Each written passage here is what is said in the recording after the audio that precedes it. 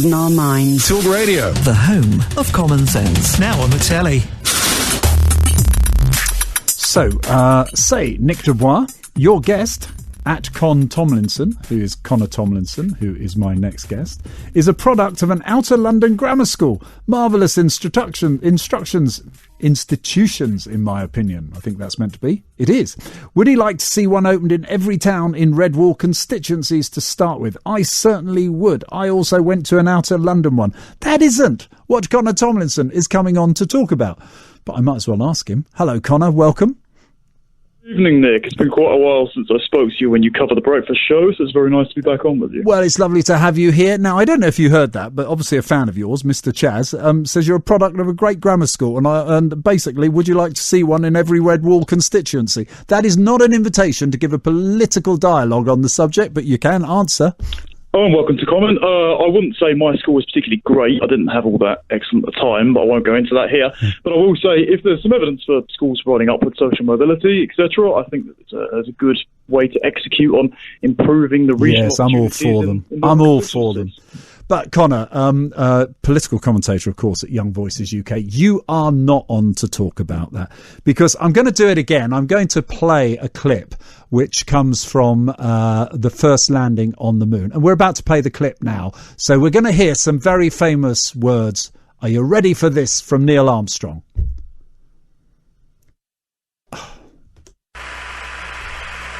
It's one small step for man, one giant leap for mankind. Oh, that looks beautiful. There you are. After that brilliant build-up I gave for at least 30 seconds, we finally got to that historic moment. Now, you've seen the story. Microsoft are introducing a new feature that suggests politically correct alternative when someone types phrases that could offend, including mankind. That means Neil Armstrong would have to talk about not mankind, but humankind. It just wouldn't work, would it? Well, I think Microsoft seems to be taking their cues from Justin Trudeau's much laughed at gaffe, where he said we actually like to say people kind round here, when someone said that gendered language is incredibly offensive. I think there's a massive problem, as you know, Nick, with sanitizing language based not only on the algorithms of computer programs, but also on the biases baked in by the people that create them. As you know, as an author, sometimes the language we use isn't even attributed to ourselves. Sometimes we've got to put words in the mouths of characters that we don't quite believe to make them villainous, or to create a character arc that means that they have to be risen up from their bigotry in the past and learn a new lesson. This is what we see in something like To Kill a Mockingbird. And then we see something hilarious in like an Edinburgh school, for example, certainly not a grammar school, which actually cancelled it for being white saviourist narratives. And what we're going to see with these algorithms is actually the stripping of context from our language, the removal of sort of these thick conceptual relationships that we have. When we say something like mother and father, or as there's an example in the recent reporting, removal of things like postman, policeman to police officer or board person. This was something the American Congress did actually, saying that we can't refer to parents, we can't refer to mother and fathers, we have to say people with children, or recently the idea that we've got birthing persons, for example, in the trans debate. Oh no, there was chest feeding in one hospital. Not breastfeeding. Well, I have yet to produce milk from my own, but I'm sure I'll defy biology someday. And if you do, you will be very wealthy. I'm sure there's a website for that somewhere. I think the main issue is it makes it incommensurate for us to talk to each other, and it makes things, rather than particular, rather than being able to say these sort of judgmental labels that we have, we associate things like mother and father, or police officer, policeman and woman, with a sense of duty, a sense of responsibilities. To universalize our language means that everyone is equal in the fact that nobody has any expectations placed upon them, and that sort of equality, diversity, inclusion doctrine is what's driving these algorithmic changes from companies like Microsoft. But let's just try and get our heads around this. I mean, I think it's bad enough that Microsoft are doing this, but ultimately it's going to be the user. Are they ahead of people like you and me? Are there people out there who now, whether it's the narrative for a novel, I mean, my novel that you were kind enough to refer to, Fatal Ambition, goodness, I mean, Microsoft wouldn't have let me publish half of it because of some of the odious characters I had in there. But aren't we, the users, the ones who are going to have to finally make the decision? And has it got to this, that there are generations that I'm just clearly not in touch with who will welcome something like this so they won't cause apparent offence? Well, I think the disturbing thing is subsequent generations are not even going to notice this has happened to them. I mean, before we had censorship with book burnings, etc., and now scripts are going to be revised before they even go to print.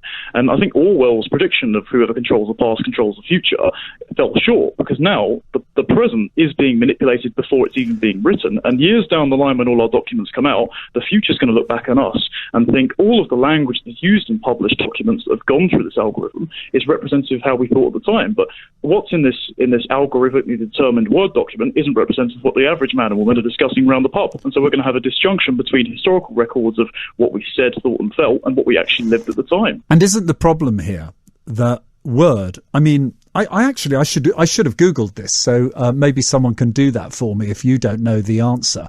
But basically, how many people use Word? Fair few billion, I would assume. It's probably the most popular word processing platform in the world, considering Microsoft's share price. No, we'll look it up. We'll try and find out how many people, because I think that's, I mean, that is such a major influence. You wouldn't, that is like a monopoly of some extraordinary level. I mean, our whole generations are going to be brought up with this nonsense. Well, this is the exact same objection that people have to censorship from all of the other Silicon Valley tech giants. It's the idea that a few companies with their political persuasions control how people perceive discourse, how people think and express for themselves in the modern public square. And we saw that exactly the kind of sanitizing of offense politics these people go through. And when you look at Google's company-wide emotional struggle session from the 2016 Trump election night, where people were crying and saying, oh, it feels like the entire country's been lost and we've got to sit around holding hands on beanbags. If these are the people that are manipulating the algorithms that govern our online discourse to the point of where our politicians now conduct themselves on Twitter, it's a pretty disturbing standard. How do we fight back? A lot of the time it's about developing your own platforms. I know people like Getter have been trying to get something together, though they're falling afoul of the same speech censorship rules recently as well, so that's kind of suspicious. I suppose it's just trying to there's probably going to be an option to disable this as a setting. We should have a campaign. Oh, come on, I'll work with you. I will promote that campaign every show I'm on, I think, if we get that going. Okay. By the way, we know there's Microsoft users. There's 1.2 billion worldwide Microsoft users. That's huge, isn't it? That's pretty astounding. And also, if you guys are concerned about, this sort of policy and also where your money's going, I mean, Microsoft donated $250,000 to BLM in 2020. So if you're concerned about how language is being manipulated and how your money's being spent for your services, take your business elsewhere.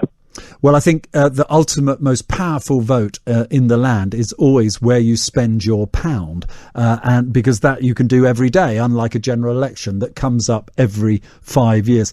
Connor, great to talk to you. But listen, that campaign, if you know someone who starts it, make sure they get in touch with me, because yes, disable the function that is going to politically correct your words produced on Word by Microsoft. There you go. That's Connor Tomlinson. Thanks very much indeed. Political commentator at Young Voices UK.